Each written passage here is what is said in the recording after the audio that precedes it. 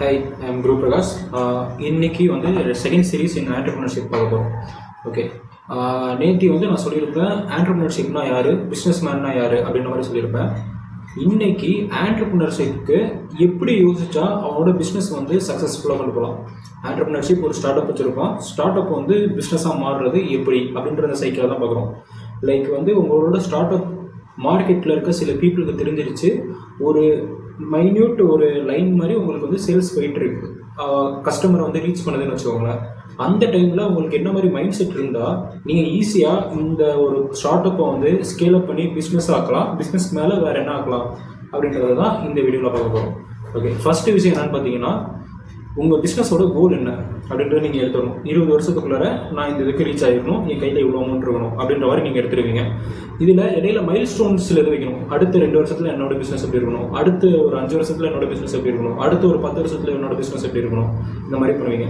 ரெண்டாவது மிகப்பெரிய mind set என்ன வேணும்னா, நீங்கள் உங்கள் பிஸ்னஸை ஒரு மிஷின் மாதிரி பார்க்கணும். ஓகேங்களா, இந்த மிஷினை நான் ஃபைன் டியூன் பண்ணிகிட்டே வரேன், அதை ஃபைன் டியூன் பண்ணி ஒரு கட்டத்தில் என் ஹெல்ப்பே இல்லாமல் இந்த மிஷின் ரன் ஆகிட்டு இருக்கணும், எனக்கு ப்ராடக்ட் ரெடி பண்ணி கொடுத்துட்ருக்கணும். இதுதான் உங்களோட மைண்ட் செட்டாக இருக்கணும். ஸோ உங்கள் பிஸ்னஸை ஒரு பெரிய ஸ்ட்ரெஸ்ஸாவோ இல்லை ஒரு பெரிய விஷயமாவோ நீங்கள் கிங்டமாவோ எதுவுமே நீங்கள் பார்க்கக்கூடாது, ஒரு மிஷினாக மட்டும்தான் நீங்கள் பார்க்கணும். அந்த மிஷினை நீங்கள் தான் செதுக்கணும் ஒவ்வொரு இதெல்லாம் இந்த இதில் மொத்தமாக பார்க்க போகிறோம். ஓகே, இப்போ நீங்கள் ஒரு ஸ்டார்ட் அப்னு ஆரம்பிக்கிறீங்கன்னு வச்சுக்கோங்களேன், நீங்கள் ஒரு பர்சனாகவே ஆரம்பிச்சிருவீங்க. அப்படி ஆரம்பிக்கிறது பேர் ஸ்டார்ட் அப்பே கிடையாது, அது பேர் செல்ஃப் எம்ப்ளாய்மெண்ட் அப்படின்னு சொல்லுவாங்க. எனிவேஸ், அதுலேருந்து ஒரு ப்ராடக்ட்டை நீங்கள் கண்டுபிடிச்ச புது ஐடியா, அந்த புது ஐடியா மக்கள் விரும்புகிறாங்க, இல்லை மார்க்கெட்டில் ரீச் ஆகுது, இப்போ அதை எப்படி கொண்டு போகலான்னு பார்க்கணும். இந்த இதில் 3 ஸ்டேஜ் இருக்குது ஒரு ஸ்டார்ட் அப்பை பிஸ்னஸாக மாற்றுறதுக்கு.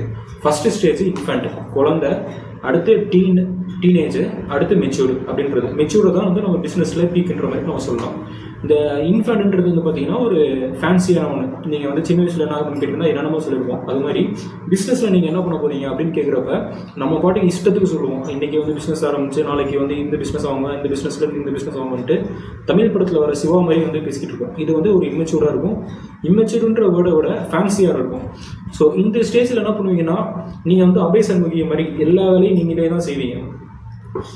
இங்கே அக்கௌண்டன்ட்னு நீங்கள் தான் இருப்பீங்க, இங்கே சேல்ஸ் ஸ்பீச் பண்ணுறதும் நீங்களாக தான் இருப்பீங்க, இங்கே டெண்டர் எடுக்கிறதும் நீங்களாக தான் இருப்பீங்க, இங்கே ப்ரொடக்ஷன் பண்ணுறதும் நீங்களாக தான் இருப்பீங்க, சேல்ஸுக்கு போகிறதும் நீங்களாக தான் இருப்பீங்க, பேக்கிங் பண்ணுறதும் நீங்களாக தான் இருப்பீங்க, இன்ஸ்டாவில் போஸ்ட் போடுறதும் நீங்களாக தான் இருப்பீங்க.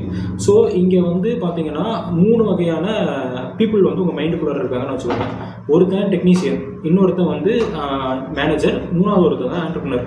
உங்களுக்கு ஒரு மல்டிபிள் பர்சனாலிட்டி டிசார்டர் இருக்குது, நீங்கள் ஒரு ஆண்டர்பிரினராக இருக்கீங்க அப்படின்னு வச்சுக்கோங்க. இப்போ ஜென்ரலாக ஃபஸ்ட்டு பார்த்தீங்கன்னா டெக்னீஷியன் அம்பி மாதிரி வச்சுக்கோங்க. அன்னியன் படத்தில் வர அம்பி மாதிரி. அவன் எப்போ பார்த்தாலும் ஒர்க்கு பண்ணால் தான் நமக்கு ரிசல்ட் கிடைக்கும் அப்படின்ற ஒரு மைண்ட் செட்டில் இருக்கவன். அதுக்கடுத்தது பார்த்தீங்கன்னா அன்னியன் அடுத்தவன் கரெக்டாக ஒர்க் பண்ணுறானா இல்லையான்னு பார்க்குற மாதிரி, அவன் தான் ஒரு மேனேஜர் அப்படின்ற மாதிரி நீங்கள் வச்சுக்கோங்க. அடுத்து ரிமோன்ற கேரக்டர் ஜாலியாக வைப் பண்ணிட்டு அப்படி போகிற மாதிரி கேரக்டர். அதே மாதிரி இங்கேயும் நீங்கள் எந்த ஒரு ஒர்க்கு பண்ணாமையும் ஃப்யூச்சருக்கு என்ன தேவை அப்படின்ற மாதிரி இன்னோவேட்டிவாக மட்டும் தான் யோசிப்பீங்க. நீங்கள் ஒரு ஸ்கில்டு வச்சு அந்த ஒரு ஹார்ட் ஒர்க் பண்ணணும் அந்த மாதிரி இருக்க மாட்டீங்க. இந்த மாதிரி 3 பர்சனாலிட்டி டிசார்டர் உங்களுக்குள்ளார இருக்குன்னு வச்சுக்கோங்க. ஓகே, இப்போ ஃபஸ்ட்டு ஸ்டேஜில் இருக்கப்ப, நீங்கள் இன்ஃபென்ட்டாக இருக்கப்ப உங்களுக்கு என்ன தெரியும்னா, மோஸ்ட்லி உங்களுக்கு டெக்னிக்கலாக தெரியணும். அந்த ஒரு ப்ராடக்ட்டை இல்லை அந்த சர்வீஸை நான் எப்படி பண்ணுன்ற ஒரு நாலேஜ் தேவை. அந்த ஸ்கில் இருந்தால் மட்டும்தான் உங்களால் சர்வை பண்ண முடியும். அந்த மாதிரி சர்வை பண்ணுறதுக்கு நீங்கள் 100% டெக்னீஷியனாக தான் இருப்பீங்கன்னு வச்சுக்கோங்களேன். எல்லா வேலையும் நீங்கள் தான் பண்ணுவீங்க. அப்படி பண்ணுறப்ப என்ன ஆகும்னு பார்த்தீங்கன்னா, அந்த ஒரு வேலையை மட்டும் தான் பண்ணிட்டு இருப்பீங்க, ஸ்கேல் ஆகவே ஆகாது. நீங்கள் குழந்தையாகவே தான் இருப்பீங்க. எப்போ அது ஸ்கேல் ஆகும்னா, ஒரு ஸ்டேஜ் வரும். அந்த ஸ்டேஜில் என்ன ஆகும்னு பார்த்தீங்கன்னா, உங்களுக்கு டிமாண்ட் அதிகமாகிடும், ஆனால் எல்லா வேலையும் உங்களாலே பண்ண முடியாது. ஒரு பேர்ன் அவுட் ஸ்டேஜுக்கு போயிடுவீங்க. என்னால் முடியலை அப்படின்ற மாதிரி இருக்கும். உங்களுக்கு ஒரு செல்ஃப் டைமே இருக்காது. 24/7 நீங்கள் ஓடிக்கிட்டே இருப்பீங்க, அந்த மாதிரி இருக்கும். அந்த ஸ்டேஜில் யாராவது ஒருத்தவங்க இந்த வேலையை செஞ்சால் கரெக்டாக இருக்குமே அப்படின்னு தோணும். அந்த மாதிரி நேரத்தில் நீங்கள் என்ன பண்ணுவீங்கன்னா, ஹையர் பண்ணுவீங்க ஒரு ஆளை. இந்த இடத்துல தான் நிறைய பேர் தப்பு பண்ணுவாங்க. ஹையர் பண்ணுறது ஒரு பர்சனை ஹையர் பண்ணுவாங்க. அவங்கள அவங்களுக்கு ஏற்ற மாதிரி க்ளோன் பண்ணணும்னு நினைப்பாங்க. லைக் ஒரு எஸ்டிசி ஒரு படத்தில் பண்ணியிருப்பார்ல, அவனை மாதிரி ஒரு ஆள் எடுத்து வச்சுட்டு, அது மாதிரி நீங்களும் உங்களை மாதிரி ஒரு ஆளை இன்னொருத்தண்ட தெரிவிங்க. அவன்கிட்ட நீங்கள் நினச்சதை செய்ய வைக்கணும் அப்படின்ற மாதிரி நினைப்பீங்க. அவனை ட்ரெயின் பண்ணுறது கஷ்டம். அடுத்து அவன்கிட்ட ஒரு மோட்டிவேஷன் இருக்காது. ஏன்னா இது உங்கள் கம்பெனி, நீங்கள் தான் ஓடியாகணும். அவன் ஓடணும், அவன் சம்பளத்துக்காக வந்திருக்கான் அப்படின்ற மாதிரி தான் இருக்கும். ஸோ அவங்க ட்ரெயின் பண்ணுறது கரெக்டாக பண்ணணுமான்னு தெரியாது, அவங்கள வந்து கரெக்டாக மேனேஜ் பண்ணணுமான்னு தெரியாது. இந்த இடத்துல தான் உங்களுக்கு மேனேஜ்மெண்ட்ன்ற ஒரு ஸ்கில் தேவைப்படும். அந்த மேனேஜ்மெண்ட்ன்ற ஸ்கில் இல்லைன்னா நீங்கள் என்ன பண்ணுவீங்க, உங்கள் வேலையும் பார்ப்பீங்க, உங்கள் வேலை இல்லாமல் அவனை ட்ரெயின் பண்ணுற வேலையும் பார்ப்பீங்க, அதில் குவாலிட்டி செக் பண்ணுற வேலையும் பார்ப்பீங்க, இந்த மாதிரி மல்டிபிள் ஒர்க்கை பார்ப்பீங்க. ஸோ இந்த இடத்துல உங்களுக்கு ஃபஸ்ட்டு ஸ்டேஜ் இன்ஃபேன்ட் ஸ்டேஜில் வந்து உங்களுக்கு ஒரு பக்கெட் இருக்குன்னு ஞாபகம் வச்சுக்கோங்க. அந்த பக்கெட்டில் டெக்னீஷியன் அப்படின்ற அந்த அம்பி கேரக்டர் வந்து ஃபுல்ஃபில் ஆயிடுச்சு. இனிமேட்டு அந்த மல்டிபிள் பர்சனாலிட்டி டிசார்டர் உங்களுக்கு வராது அப்படின்னு வச்சுக்கோங்க. இப்போ உங்களுக்கு என்ன தேவைன்னா அன்னியன்ற ஒரு மேனேஜர் பக்கெட் இருக்குது, அந்த பக்கெட்டில் வந்து இப்போ ஃபில் ஆகிட்டு வரணும். ஸோ நீங்கள் வந்து இந்த ஸ்டேஜில் வரீங்க, உங்கள் ஸ்டார்ட் அப்புன்றது வந்து க்ரோ ஆகணும்னு நினைக்கிறீங்கன்னா நீங்கள் கண்டிப்பாக மேனேஜ்மெண்ட் ஸ்கில்லு படிச்சுக்கணும்.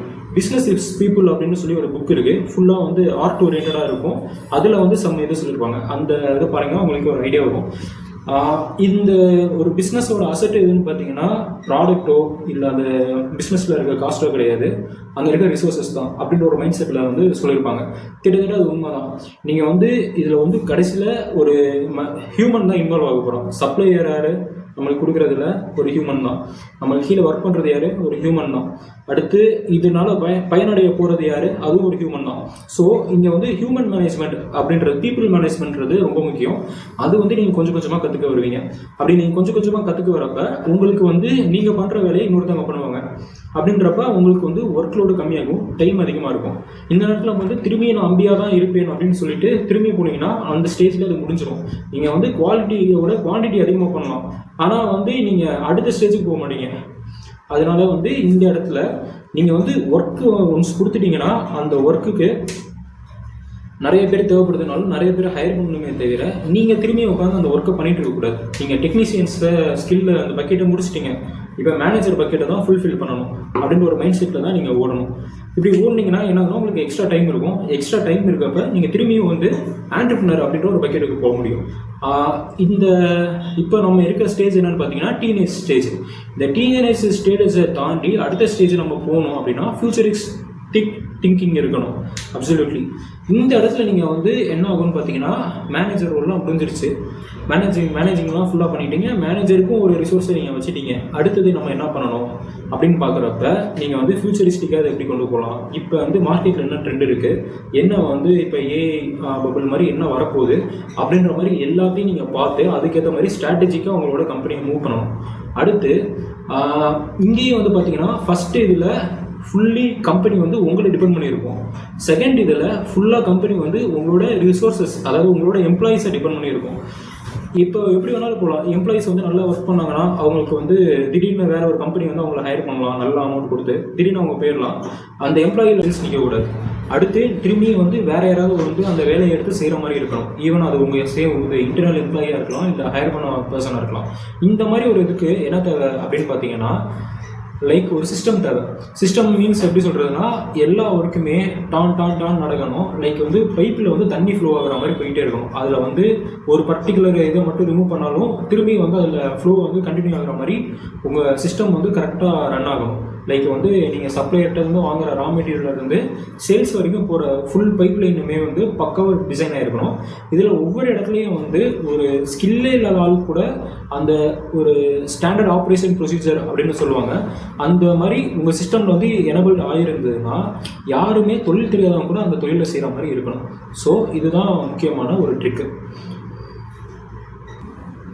ஓகே, இப்போ வந்து உங்கள் கம்பெனி இன்ஃபேன்ட் ஸ்டேஜ்லேருந்து டீனேஜ் வந்துருச்சு, நிறைய பேர் ஹையர் பண்ணிட்டீங்க, உங்களுக்கு டைம் நிறையா இருக்குது. அது அந்த டைமில் வந்து உங்களால் லீவ் எடுக்க முடியும், இல்லைனா உங்களுக்கான பர்சனல் டைமை வந்து ஸ்பெண்ட் பண்ண முடியும்.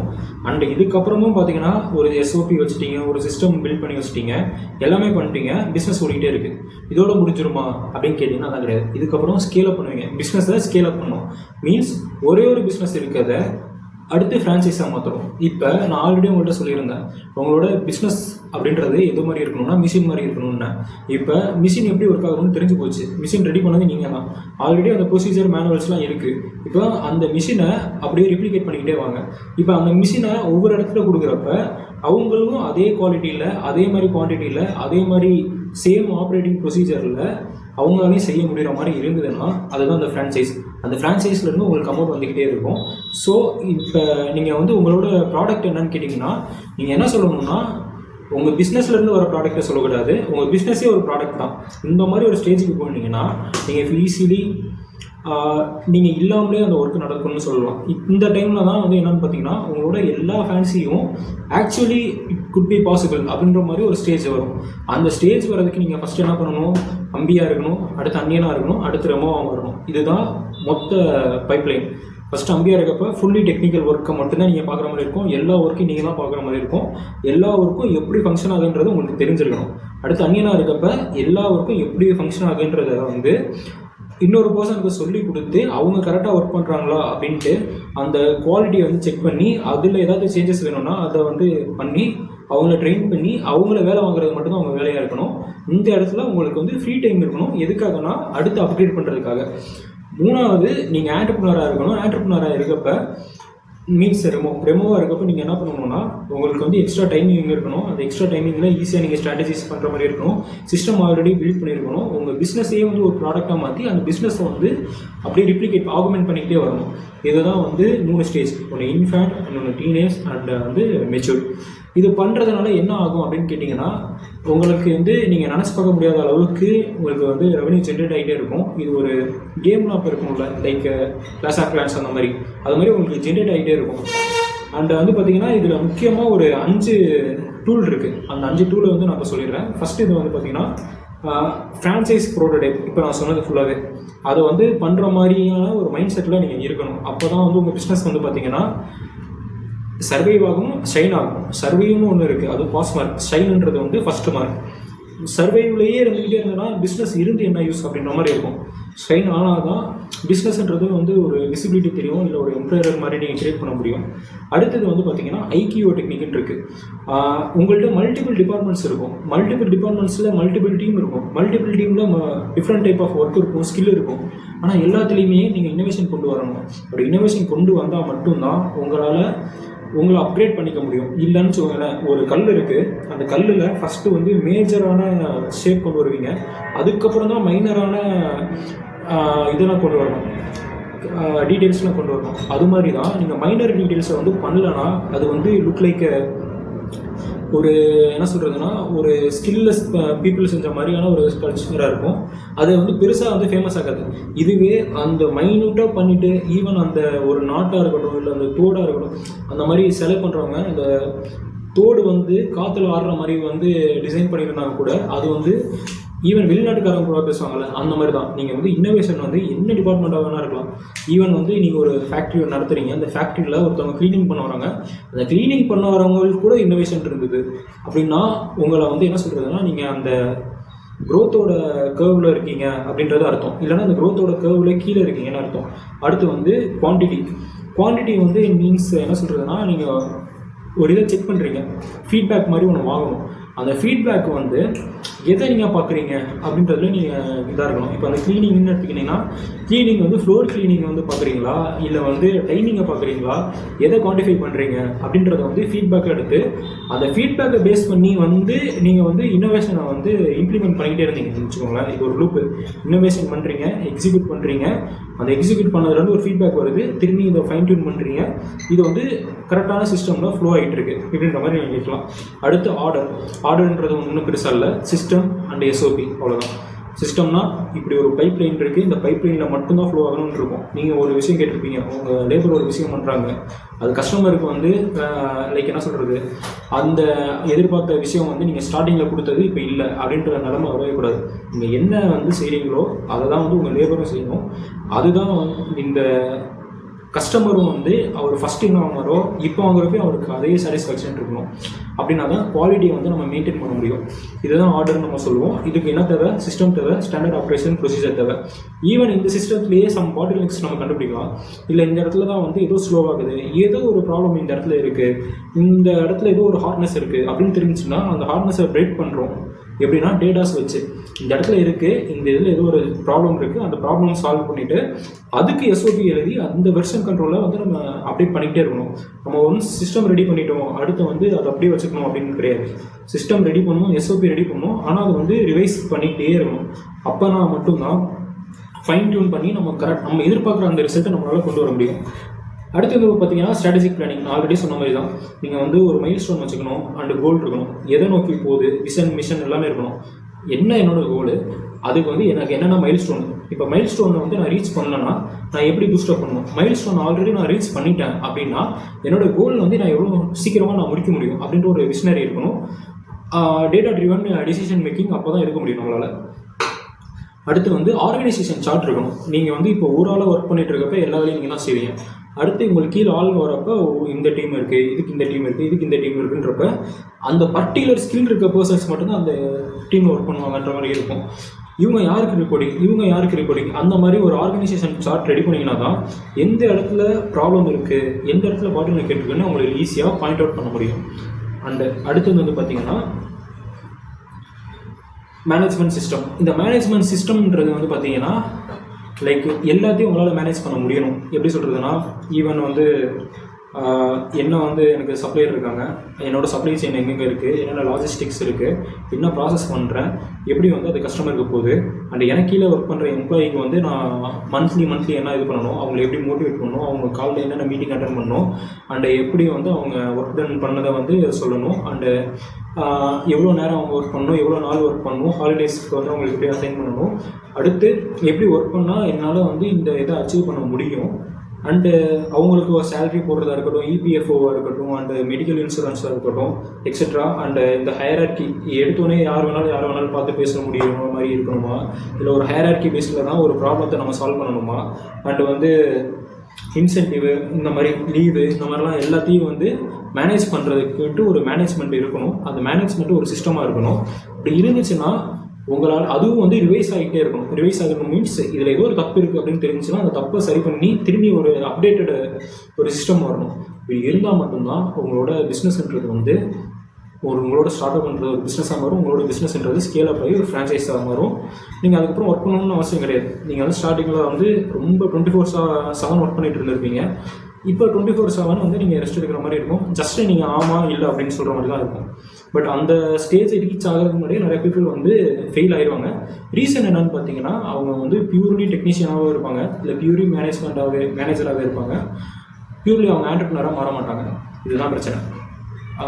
இதுலேருந்து உங்களுக்கு ஒரு டேக்அவே கிடச்சிருக்குன்னு நினைக்கிறேன். இது வந்து கிட்டத்தட்ட இன்றைக்கி நான் வீடியோ ஒன்று பார்த்தேன். அந்த வீடியோவில் இருந்து தான் இந்த டீட்டெயில்ஸ் எனக்கு கிடச்சிது. சம்மரி பண்ணியிருக்கேன். இதோட பியூர் ரா எசன்ஸ் உங்களுக்கு தேவைன்னா கற்க கசடரா அப்படின்னு ஒரு சேனல் இருக்குது தமிழ்லேயே. அதில் இருக்க வீடியோ பாருங்கள், உங்களுக்கு இன்னும் நல்ல ஒரு இன்சைட் கிடைக்கும்.